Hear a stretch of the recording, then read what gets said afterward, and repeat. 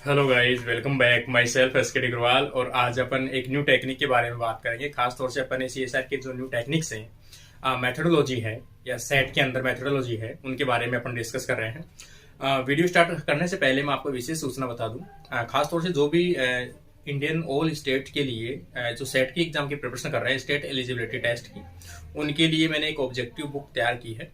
कुछ टाइम के बाद में उसको पब्लिश कर दूंगा। तो ज़्यादा से ज़्यादा स्टूडेंट है वो इस बुक को कोशिश कीजिए कि आप तक पहुंच जाए। व्हाट्सएप के थ्रू भी मैं आपको बता दूंगा मेथड कि आप किस प्रकार से परचेज कर सकते हो, या फिर आपको फ्लिपकार्ट में अवेलेबल होगी। तो एक छोटी सी इन्फॉर्मेशन थी। अभी अपन आज की टेक्निक स्टार्ट करते हैं डीएनए सीक्वेंसिंग की। डीएनए सीक्वेंसिंग का नेक्स्ट जो मेथड है वो आ जाएगा अपना पायरो सीक्वेंसिंग। डीएनए सीक्वेंसिंग की अपने दो मेथड है वो डिस्कस किए हैं पहले, केमिकल मेथड और एक चेन टर्मिनल मेथड। ये जो मेथड है वो अपना थर्ड मेथड रहेगा। देखो, डीएनए सीक्वेंसिंग अपन किससे कहते हैं? डीएनए सीक्वेंसिंग का मतलब है arrangement of nucleotide on the DNA.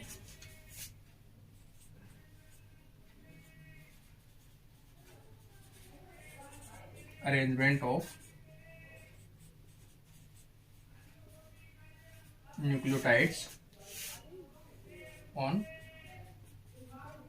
DNA. DNA पर उपस्थित न्यूक्लियोटाइड्स का अरेंजमेंट ही क्या कहलाता है? DNA sequencing.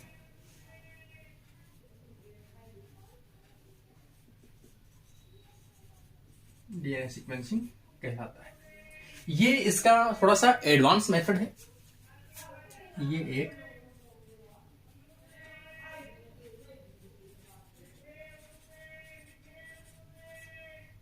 डीएनए सीक्वेंसिंग का क्या है? एडवांस मेथड है। इसके अंदर जो डीएनए होता है, जिस डीएनए को आपको सिंथेसिस या फिर जिस डीएनए की सीक्वेंसिंग तैयार करनी है, उस डीएनए का एक सिंगल स्टैंडर्ड डीएनए की आवश्यकता पड़ती है।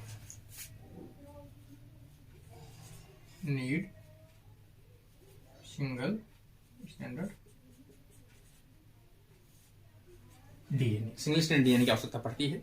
दूसरी चीज, ये जो मेथड है वो खासतौर से पीसीआर मेथड है, पीसीआर डिपेंडेंट मेथड है।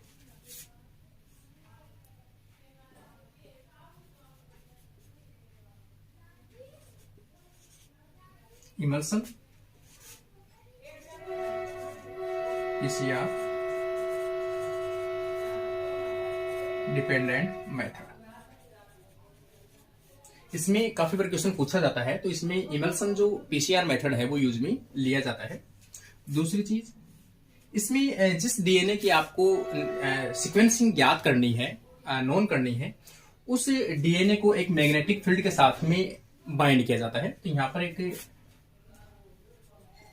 DNA bind with magnetic bead. जो मैग्नेटिक बीट्स होते हैं, उन मैग्नेटिक बीट्स के द्वारा, जैसे ये मैग्नेटिक बीट है,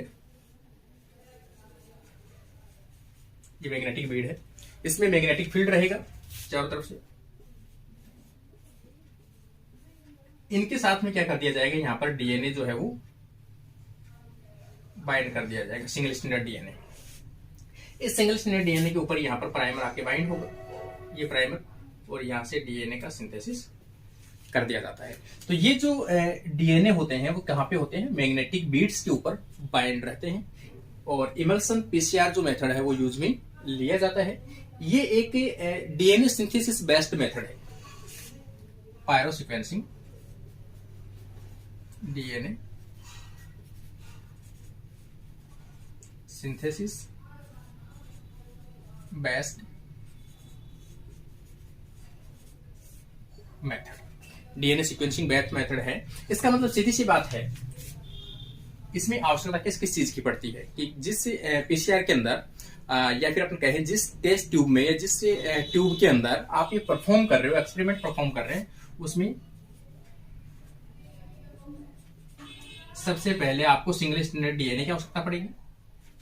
सिंगल स्टैंडर्ड डीएनए यदि आपके पास में कोई भी है, उसके बाद में प्राइमर की आवश्यकता पड़ेगी। शॉर्ट न्यूक्लियोटाइड सीक्वेंस जिसमें डीएनए पॉलीमरेज है वो डीएनए का सिंथेसिस कर सके। थर्ड अपन देखें यहां पर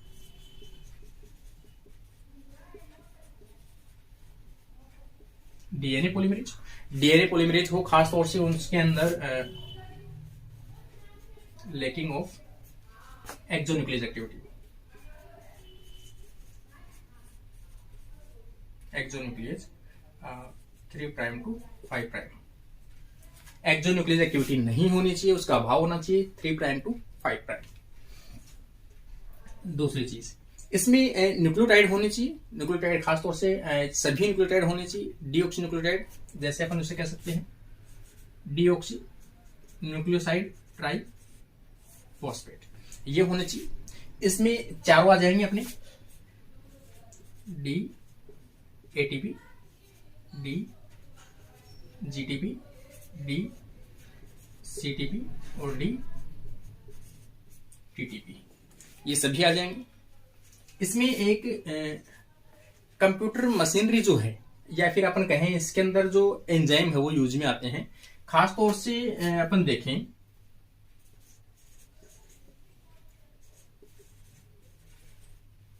ल्यूसीफेरेज जो एंजाइम है उसको यूज में लिया जाता है। इस सल्फोराइलेज,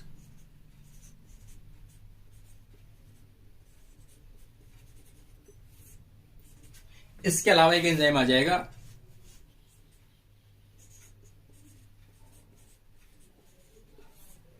एपाइरेज। ये इसमें कुछ टर्म्स या अपन कहें टर्म्स हैं जो यूज में आएंगी, बार बार में देखने को मिलेगा। इनके फंक्शन बता देता हूं। लाइट इमिट के लिए काम आता है। इसके अलावा ये जो है सल्फोराइलेज, ये जो सल्फोराइलेज जो एंजाइम है ये खास तौर से अपन कहें जो इसमें मेथड है, मैं आपको बाद में डिस्क्रिप्शन बताऊंगा मैं आपको। उसके अंदर जो एपीएस है, एपीएस यहां पर अपन कहें एपीएस प्लस इनऑर्गेनिक फॉस्फेट, इसको कन्वर्ट करता है एटीपी में। ठीक है, तो यहां पर सल्फोराइलेज जो है वो एपीएस प्लस इनऑर्गेनिक फॉस्फेट जो है पायरोफॉस्फेट, उसको एटीपी में कन्वर्ट करता है। और एटीपी की प्रेजेंस में जो ल्यूसीफेरेनिन जो है वो ल्यूसीफेरेनिन अपनी कह सकते हैं एटीपी के प्रेजेंस में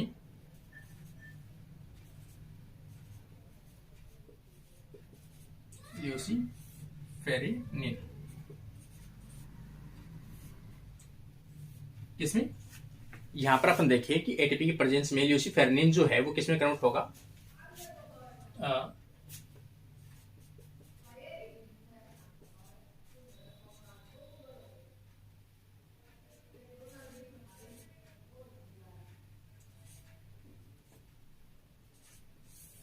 ल्यूसीफेरिन के अंदर ये क्या होगा, कन्वर्ट होगा। और ल्यूसीफेरिन जो कन्वर्ट होगा उसके साथ में जो लाइट इमिट होगी, तो यहां पर अपन कह सकते हैं लाइट इमिट।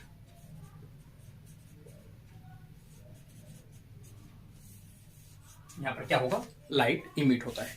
तो ये तो देखो इसका जनरल मेथड है। अब अपन चाहते हैं कि इसको सीक्वेंसिंग कैसे परफॉर्म की जाती है, वो अपन देखते हैं सीक्वेंसिंग कैसे परफॉर्म की जाती है। आपके पास में एक डीएनए है,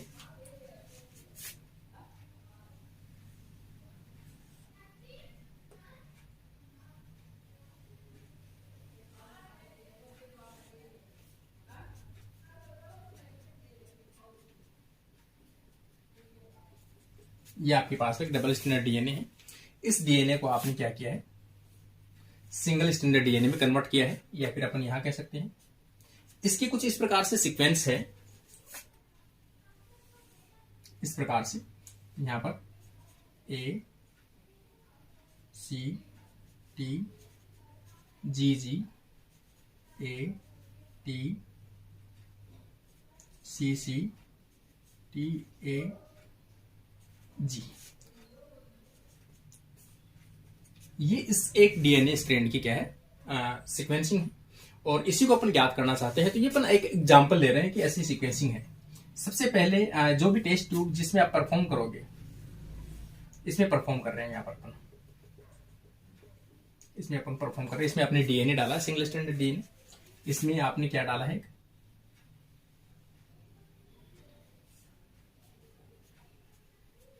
प्राइमर डाला है।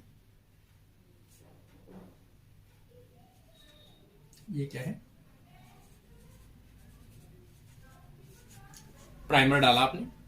प्राइमर डालने के बाद इसमें क्या डालोगे आप, डीएनए पॉलीमरेज। सबसे पहली बात तो ये डीएनए जो है वो किससे अटैच्ड है, मैंने आपको बताया मैग्नेटिक जो बीड है उस पे अटैच है। पहले सबसे पहले आपने यहां पर अब क्या डाला है,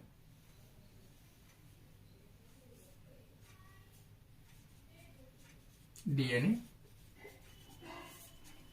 पॉलीमरेज। डीएनए पॉलीमरेज का काम क्या है, न्यूक्लियोटाइड को ऐड करना। अब आपने डाल दिया है यहां पर न्यूक्लियोटाइड DNTP। इसमें देखो कंडीशन जो है, पायरोसीक्वेंसिंग का मतलब है 1 by 1 न्यूक्लियोटाइड को ऐड करना। आपके पास कितने न्यूक्लियोटाइड है, 4 न्यूक्लियोटाइड है। जैसे यहां पर D ATP, D GTP, D CTP और D TTP। आपके पास ये न्यूक्लियोटाइड 4 है।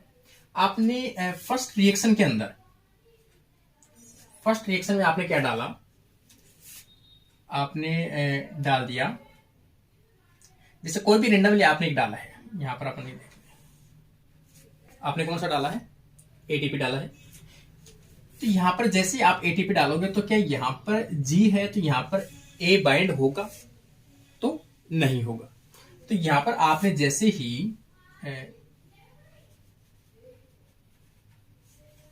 एटीपी बाइंड आपने डाल दिया, इसमें एडेनिन यहां पर बाइंड हो नहीं सकता, तो आगे प्रोसेस चलेगी नहीं। इसलिए अगर ये पेयर नहीं किया है तो यहां पर इसको डिग्रेड कर दिया जाए। ठीक है, किसके एंजाइम के कारण से अपन कह सकते हैं, एपाइरेज के। यहां पर डिग्रेडेशन बाय एपाइरेज। एपाइरेज क्या करता है, कोई भी न्यूक्लियोटाइड जो यहां पर बाइंड नहीं होता है डीएनए सिंथेसिस के दौरान, उनको क्या कर देता है, वो डिग्रेड कर देता है। डिग्रेड कर दिया, सेकंड प्रोसेस। अब आपने रेंडमली कोई और डाला, तो मैं आपको डायरेक्ट एग्जांपल दिखा देता हूं। आपने इसमें जैसे जी है तो इसके सामने सी वाला ये डालोगे आप नेक्स्ट। ठीक है, क्योंकि ये डालोगे तो ये भी डिग्रेड हो जाएगा। लेकिन ये जब डालोगे आप तो यहां पर क्या होगा, जैसे सीक्वेंसिंग है तो यहां पर सी बाइंड हो जाएगा, क्योंकि इसमें क्या है, सीटीपी है। तो सीटीपी जो है वो यूज आ जाएगा, यूज्ड। ये यूज होगा तो आपको पता है कि जब भी कोई भी ट्राइफॉस्फेट में अपन डालते हैं तो इसमें दो जो फॉस्फेट है,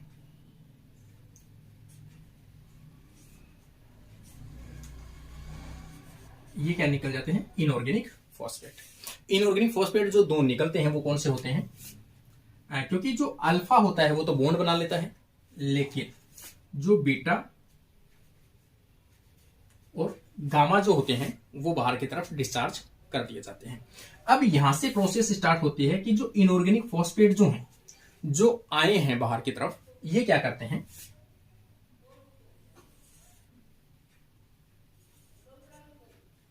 इन्वॉल्व होते हैं किसमें, एपीएस,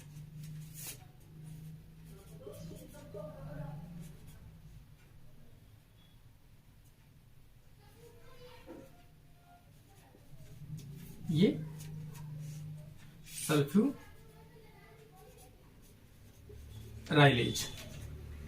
एपीसी सल्फ्यूराइलेज एंजाइम की प्रेजेंस में। यहां पर ये कौन सा है, सल्फ्यूराइलेज एंजाइम के प्रेजेंस में एटीपी में कन्वर्ट होता है। क्या कन्वर्ट होता है? एपीएस जो है इसको अपन कह सकते हैं एपीएस एडेनोसिन 5 फॉस्फो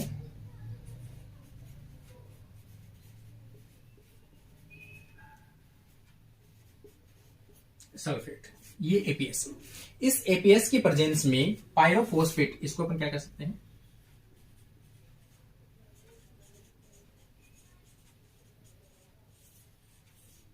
ये पूरी प्रोसेस जो है किस पे डिपेंड करती है? पायरोफॉस्फेट पे, इसीलिए इसका नाम क्या है? पायरो सीक्वेंसिंग है। ठीक है, आपको याद रखना है पायरो सीक्वेंसिंग पायरोफॉस्फेट के ऊपर डिपेंड नाम करता है इसका। सल्फोपाइरिलेज की उपस्थिति में जो एपीएस वो कन्वर्ट होगा एटीपी में। एटीपी में कन्वर्ट होने के बाद जो एटीपी है ये यूज में आएगा खास तौर से जो ल्यूसीफेरेनिन है उसको कन्वर्ट करने में।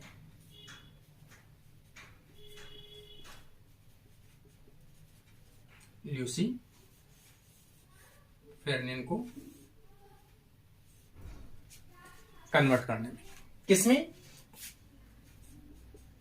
ऑक्सी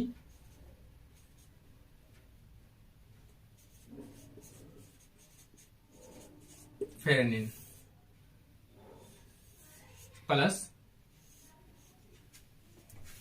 लाइट इमिट होती है, तो यहां पर क्या होगी? लाइट। इस लाइट को अपन ऐसे कह सकते हैं, यहां पर क्या निकलती है? लाइट निकलती है। कहां से? ल्यूसीफेरेनिन से। ऑक्सी ल्यूसीफेरेनिन जब निकलता है तो वहां पर लाइट इमिट किया जाता है।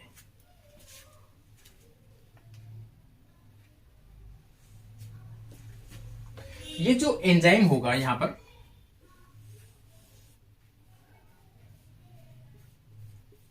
ये एंजाइम कौन सा होगा? ल्यूसीफेरेज।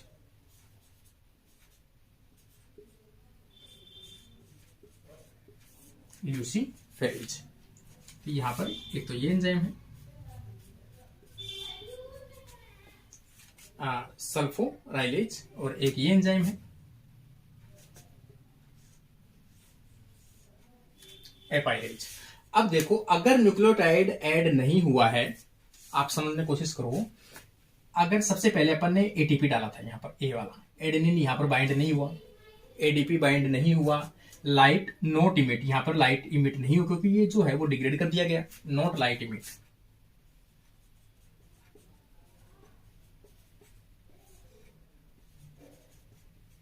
नॉट लाइट इमिट, लाइट बनेगी नहीं। लेकिन अगर आपने ऐसा न्यूक्लियोटाइड डाला है जो सीक्वेंस में ऐड हुआ है, जैसे ये ऐड हुआ है, ऐड होते पायरोफॉस्फेट बनेगा और पायरोफॉस्फेट बनेगा तो यहां पर लाइट इमिट होगी। इसका मतलब जब जब न्यूक्लियोटाइड ऐड होगा, अपन कह सकते हैं इसमें ऐड न्यूक्लियोटाइड, अगर जब जब न्यूक्लियोटाइड ऐड होगा दैट मीन्स लाइट इमिट। और लाइट जब इमिट होगा, लाइट की इंटेंसिटी होगी, उसको अपन क्या कर लेंगे? मेजर, या उसको अपन क्या कर लेंगे? ऑब्जर्व कर लेंगे, या कंप्यूटर के द्वारा उसे मैनेज कर लेंगे, या उसको ऑब्जर्व कर लेंगे, या उसको देख लेंगे। ये जो लाइट जब इमिट होती है तो कुछ इस प्रकार से ग्राफ एक डेवलप होता है।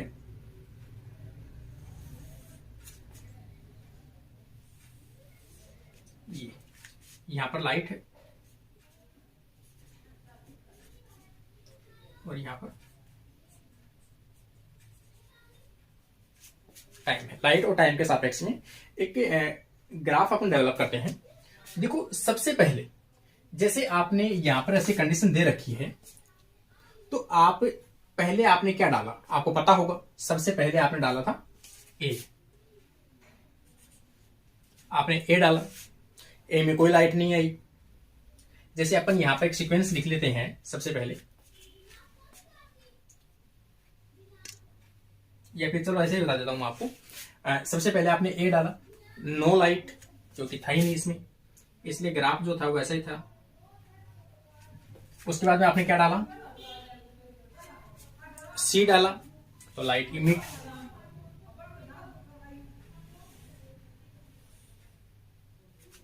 तो सी जब डाला तब लाइट उत्पन्न हुई, और लाइट जब इमिट होती है तो ग्राफ में एक पीक दिखाई देती है। तो इस प्रकार से आपने यहां पर अपने को लिखना है सी, यहां पे आपने सी लिख दिया। अब आपने क्या डाला, जैसे आपने जब डाला है टी, क्योंकि इसके सामने आप टी डालोगे तभी तो लाइट इमिट होगी, तो आपने टी डाला।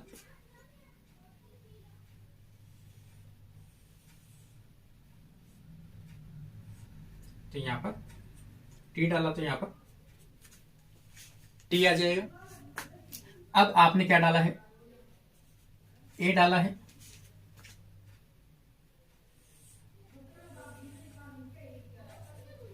ए में ए डालते क्या होगी, लाइट इमिट होगी, इसका मतलब ए है अगला।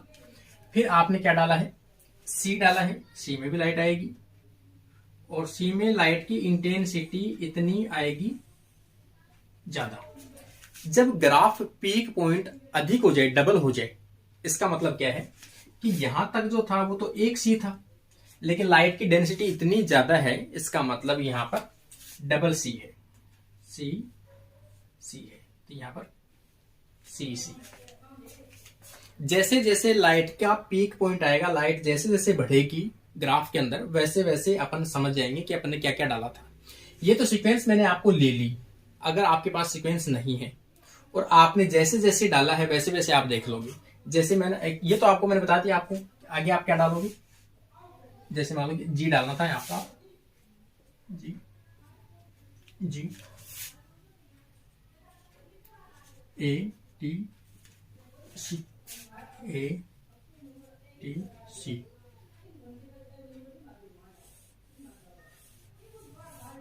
इस प्रकार से ए टी सी। ऐसे आप किसी भी डीएनए के सीक्वेंसिंग आप कर सकते हो। ये जो सीक्वेंस बन रही है, अपने पास जो सीक्वेंस आ रही है, ये सीक्वेंस है,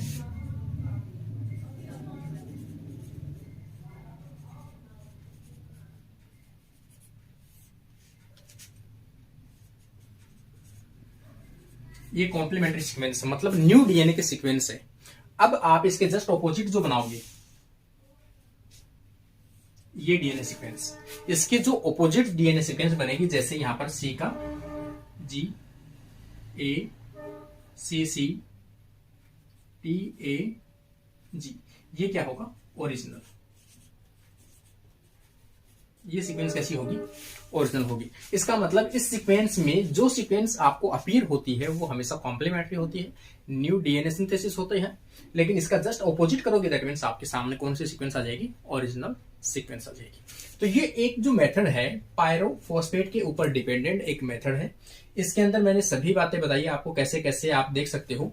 इस ग्राफ के अलावा भी मैं आपको एक बेसिक मेथड बता सकता हूं कि कैसे आप ऐसे कर सकते हो। जैसे मान लो आपको पता ही नहीं है आपकी सीक्वेंस क्या है डीएनए की, ठीक है, आप भूल जाओ उस चीज को। आप सबसे पहले यहां देखो, आपने क्या किया है, आपके ऊपर एक कंप्यूटर पे स्क्रीन चल रही है, ग्राफ समझना आपको। आपने एक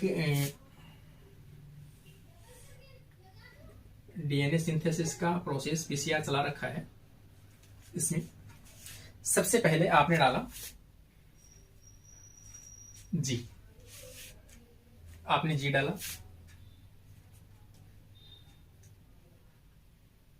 जी डाला तो कुछ इस प्रकार से आपका ग्राफ बना।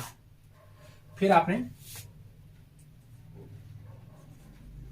ए डाला, कोई ग्राफ नहीं बना, इसका मतलब यहां पर आपने ए डाला था लेकिन ग्राफ ही नहीं बना। फिर आपने वापस जी डाला,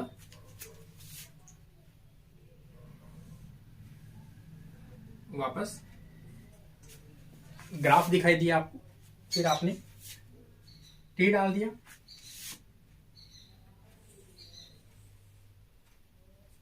ग्राफ बना, फिर आपने कोई ए डाल दिया,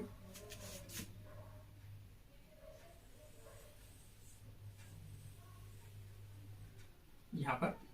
तो जैसे ही पीक पॉइंट ज्यादा आता है तो इसका मतलब सीधी सी बात है डेंसिटी ज्यादा है, तो आपने जैसे ए डाला है तो यहां पर डबल ए जुड़ा होगा न्यूक्लियोटाइड, इसका मतलब आपकी डेंसिटी ज्यादा लाइट इमिट हो रही है। इसका मतलब पायरोफॉस्फेट क्या था, यहाँ पर ज्यादा था, ज्यादा पायरोफॉस्फेट है तो ज्यादा लाइट इमिट होगी।